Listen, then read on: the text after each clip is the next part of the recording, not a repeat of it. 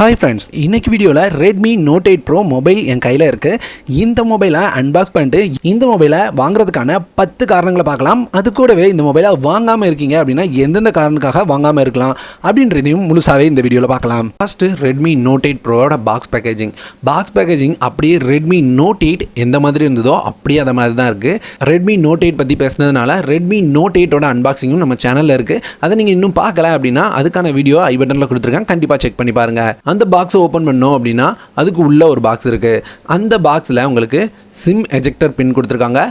அதுக்கு கீழே அப்படின்னு பார்த்தீங்கன்னா ஒரு சில பேப்பர் ஒர்க்ஸ் வச்சுருக்காங்க. இது நமக்கு தேவையில்லை, அதை தூக்கி சைடில் வைப்போம். அது போக அப்படின்னு பார்த்தீங்கன்னா அந்த டிரான்ஸ்பரண்ட் கேஸ் கொடுத்துருக்காங்க. டிரான்ஸ்பரண்ட் கேஸ் ஓரளவுக்கு ஓகே அப்படின்னு சொல்லலாம், நல்ல குவாலிட்டியாகவே கொடுத்துருக்காங்க, எந்தவித குறையும் சொல்கிறதுக்கு இல்லை. அடுத்து மொபைல் இருக்குது. மொபைலை கையில் எடுத்தோன்னே உங்களுக்கு தெரிஞ்சிருக்கும், அதில் எக்கச்சக்க ஃபிங்கர் பிரிண்ட் ஸ்மட்ஜஸ் இருக்குது. ஆமாம், இந்த மொபைல் எக்கச்சக்கமாக ஃபிங்கர் பிரிண்ட்ஸை பிக்கப் பண்ணுது. பார்க்குறதுக்கு எந்த அளவு லுக்காக இருக்கோ அந்த அளவுக்கு ஃபிங்கர் பிரிண்ட்ஸை பிக்கப் பண்ணுது. நான் எத்தனை டைம் தொடச்சாலுமே ஃபிங்கர் பிரிண்ட் இருந்துக்கிட்டே தான் இருக்குது. நான் அதிக டைமில் அந்த பேக் கேஸை போட்டு தான் யூஸ் பண்ணிகிட்டு இருந்தேன். பாக்ஸில் அடுத்து அப்படின்னு பார்த்தீங்கன்னா டைப் சி டேட்டா கேபிள், அது போக 18 வாட் ஃபாஸ்ட் சார்ஜர். இது இவ்வளவும் பாக்ஸில் கொடுத்துருக்காங்க. இதை தவிர வேறு ஒன்றுமே கிடையாது. இப்போ மொபைலை கொஞ்சம் க்ளோஸாக பார்க்கலாம். நான் சொன்ன மாதிரியே மொபைலை வாங்குறதுக்கான 10 காரணங்களை பார்த்துருவோம். என்னென்ன அப்படின்னு பார்த்தீங்கன்னா ஃபஸ்ட்டு அந்த டிஸ்பிளே. ஏன் டிஸ்பிளே சொல்கிறேன், எல்லா மொபைல்லேருந்து இந்த மொபைலில் என்ன வித்தியாசமாக இருக்குது அப்படின்னு பார்த்தீங்கன்னா டிஸ்பிளே உண்மையாக பார்க்குறதுக்கு ரொம்பவே சூப்பராக இருக்குது. அந்த வாட்டர் ட்ராப் நாச்சும் ரொம்பவே சின்னதாக கொடுத்துருக்காங்க. இந்த டிஸ்பிளே அப்படின்னு பார்த்தீங்கன்னா ஃபுல் ஹெச்டி ப்ளஸில் 6.53 இன்ச்சஸ், ரொம்ப பெரிய டிஸ்பிளே. அது மட்டும் இல்லாமல் இந்த மொபைலில் HDR சப்போர்ட் கொடுத்துருக்காங்க. AMOLED டிஸ்பிளே கிடையாது, IPS LCD டிஸ்பிளே தான். அதே மாதிரி பெசல்ஸ் எல்லாமே பார்க்குறதுக்கு ரொம்பவே தின்னாக கொடுத்துருக்காங்க. 91.4% ஸ்க்ரீன் டு பாடி ரேஷியோ கொடுத்துருக்கதா ரெட்மி தரப்புலேருந்து சொல்லியிருக்காங்க. அதுபோல் இந்த டிஸ்பிளேக்கு கார்னிங் ஒரு கிளாஸ் 5 ப்ரொடக்ஷனோட வருது. எல்லாமே இந்த டிஸ்பிளேல ரொம்பவே நல்ல விஷயங்களா இருக்குது. ஸோ டிஸ்பிளே பார்க்குறதுக்கு ரொம்பவே சூப்பராக இருக்குது. அது முதல் காரணம். ரெண்டாவது அப்படின்னு பார்த்தீங்கன்னா ரொம்ப மெயின் காரணம் ப்ராசஸர். இங்கே மீடியாடெக்கோட ஹீலியோ G90T ப்ராசஸர் கொடுத்துருக்காங்க. இந்த ப்ராசஸர் ரொம்பவே பவர்ஃபுல்லான ப்ராசஸர், ரொம்பவே சூப்பராக பர்ஃபார்ம் பண்ணக்கூடிய ஒரு நல்ல ப்ராசஸராக இருக்குது. இது வரைக்கும் யூஸ் பண்ண வரைக்கும் ரொம்பவே பெஸ்ட்டான ப்ராசஸராக இருக்குது அப்படின்றத நான் ஒத்துக்குவேன். அந்த அளவுக்கு ஒரு நல்ல ப்ராசஸராகவே இருக்குது. அடுத்து மூணாவது காரணம் அப்படின்னு பார்த்தீங்கன்னா அதில் கொடுத்துருக்கிற பேட்டரி. எப்போவுமே ரெட்மி அப்படின்னு எடுத்துக்கிட்டிங்கன்னா ஒரு 4000 mAh தான் பேட்டரி கொடுப்பாங்க. இந்த டைம் 4500 mAh பேட்டரி கொடுத்துருக்காங்க. அது மூணாவது காரணம் அப்படின்னு சொல்லலாம். அது மட்டும் இல்லாமல் இதில் 18 வாட் ஃபாஸ்ட் சார்ஜிங் சப்போர்ட்டோட 18 வாட்கான சார்ஜரையும் பாக்ஸ்லேயே ப்ரொவைட் பண்ணியிருக்காங்க. அது ரொம்பவே சூப்பரான விஷயம். இது மூணாவது காரணம். நாலாவது அப்படின்னு பார்க்கும்போது நோட்டிஃபிகேஷன் LED. மொபைலில் இப்போ வாட்டர் ட்ராப் நாச் மட்டும் கொடுத்துட்டு யாருமே நோட்டிஃபிகேஷன் LED கொடுக்கறதில்ல. ஆனால் ரெட்மி நோட்டிஃபிகேஷன் LEDயும் கொடுத்துருக்காங்க அப்படின்றது நாலாவது காரணம். அஞ்சாவது அப்படின்னு பார்த்தீங்கன்னா இதுலேயும் IR பிளாஸ்டரை கொண்டு வந்திருக்காங்க. IR பிளாஸ்டர் அப்படின்றது மொபைலில் இல்லாமல் இருக்கிறது ரொம்பவே யூஸ். ஏன்னா இருக்கிறதுனால நம்மளால் மொபைலை யூஸ் பண்ணி ரிமோட்டாக யூஸ் பண்ண முடியும். ஆறாவது அப்படின்னு பார்த்தீங்கன்னா P2i நேனோ ரெப்லண்ட் கோட்டிங் கொடுத்துருக்காங்க. அடுத்து ஏழாவது அப்படின்னு பார்த்தீங்கன்னா இதில் அலெக்ஸா பில்டினா கொடுத்துருக்காங்க. ரொம்ப யூஸா அப்படின்னு சொல்ல மாட்டேன், ஆனால் மற்ற மொபைல்லேருந்து இது அந்த மொபைலில் எக்ஸ்ட்ரா இருக்குது அப்படின்றத ஒத்துக்கிட்டு தான் ஆகணும். அது போக ஒரு வாய்ஸ் அசிஸ்டண்ட்டுக்கு பதிலாக எக்ஸ்ட்ரா ஒரு வாய்ஸ் அசிஸ்டன்ட் இருக்கிறது அப்படின்றது ஒரு நல்ல விஷயம் தான். அடுத்து எட்டாவது நல்ல விஷயம் அப்படின்னு பார்த்தீங்கன்னா இதுலையும் UFS 2.1 ஸ்டோரேஜ் கொடுத்துருக்காங்க. இந்த பிரைஸ் செக்மெண்ட்டில் UFS 2.1 ஸ்டோரேஜ் கொடுத்தது ரொம்பவே நல்ல விஷயம். அடுத்து அப்படின்னு பார்த்தீங்கன்னா ஒன்பதாவது இங்கே கேமராவை பற்றி கண்டிப்பாக சொல்லியே ஆகணும். இங்கே 4 கேமராஸ் கொடுத்துருக்காங்க. இதில் மெயின் கேமரா அப்படின்னு பார்த்தீங்கன்னா 64 MB கேமரா. இந்த 64 MB கேமராவோட கொண்டு வந்திருக்குது அப்படின்னு பார்த்தீங்கன்னா அடுத்த நல்ல விஷயம். 10வது நல்ல விஷயம் என்ன அப்படின்னு கேட்டிங்கன்னா சிம் ஸ்லாட். எப்பவும் ஹைப்ரிட் சிம் ஸ்லாட்டோடு வரவங்க இந்த டைம் ட்ரிபிள் சிம் ஸ்லாட்டோட வந்திருக்காங்க.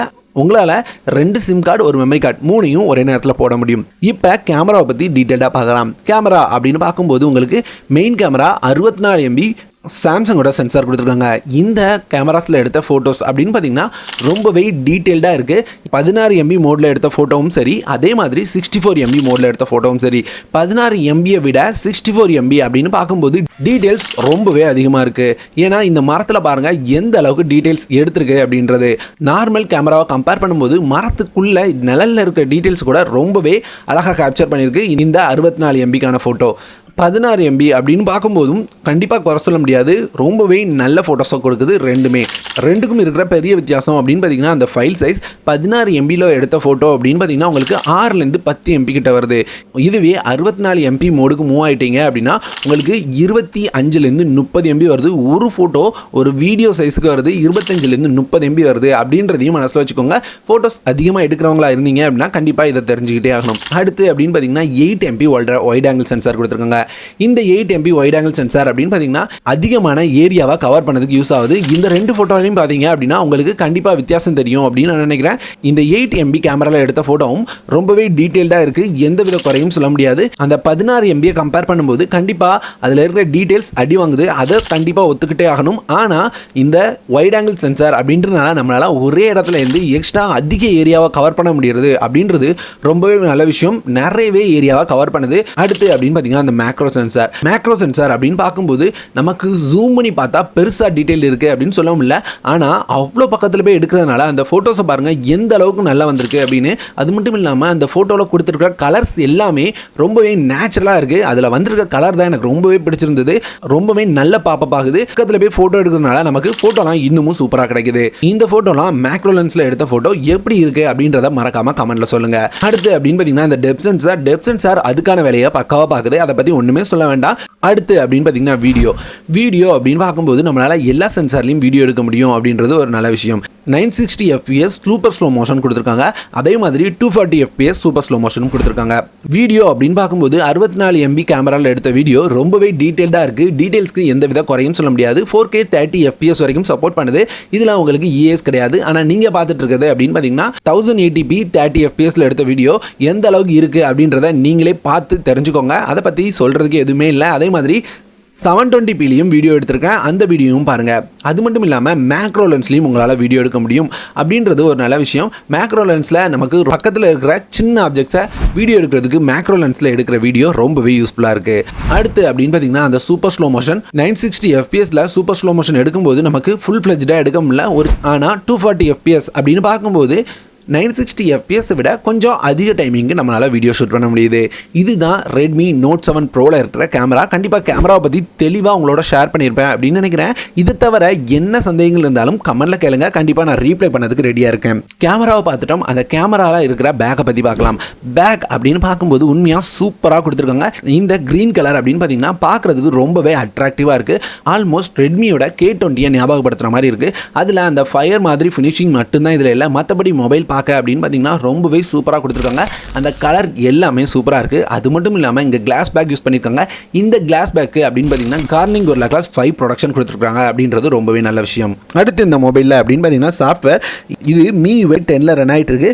MIUI 11ஓட அப்டேட் ரொம்ப சீக்கிரமாக ரோல் அவுட் பண்ணுவோம் அப்படின்றதையும் சொல்லியிருக்காங்க.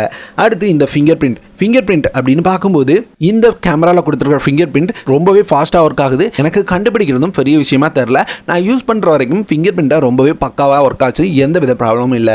அடுத்து செல்ஃபி கேமரா அப்படின்னு பார்த்தீங்கன்னா இதில் அந்த வாட்டர் ட்ராப் நாச்சில் 20 MPக்கான செல்ஃபி கேமரா கொடுத்துருக்காங்க.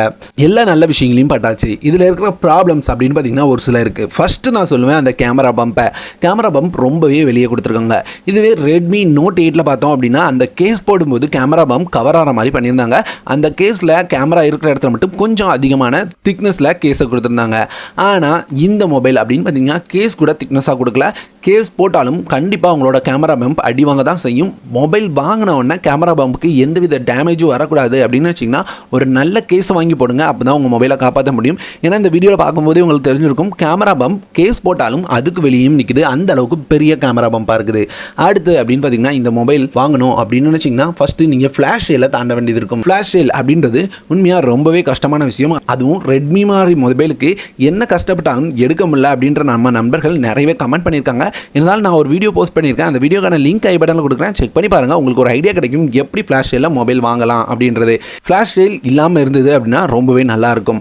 அடுத்து அப்படின்னு பார்த்தீங்கன்னா இந்த ஃபிங்கர் பிரிண்ட் மெஜர்ஸ் இதை பெருசாக சொல்ல முடியாது. எல்லா கிளாஸ் பேக்லையும் இருக்கிற சேம் ப்ராப்ளம் தான் இந்த மொபைல்லையும் இருக்குது. இந்த கிளாஸ் பேக் அப்படின்னு பார்த்தீங்கன்னா எக்கச்சக்கமான ஃபிங்கர் பிரிண்ட்டை பிக்கப் பண்ணுது. ஸோ ஏதாவது நல்ல கேஸை யூஸ் பண்ணி இதை நீங்கள் அவாய்ட் பண்ணிக்கலாம். கடைசியாக இதனோட ப்ரைஸ் அப்படின்னு பார்த்தீங்கன்னா இங்கே 6GB 64GB வேரியன்ட் தான் பேஸ் வேரியண்ட்டாகவே வச்சுருக்காங்க.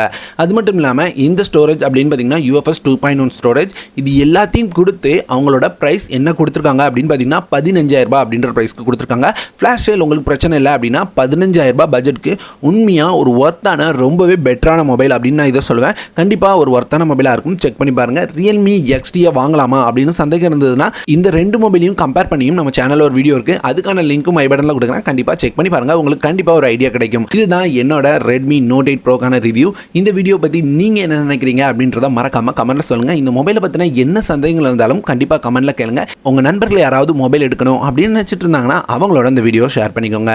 இதே போல் ஒரு நல்ல வீடியோவுடன் அடுத்த வீடியோவில் சந்திக்கிறேன்.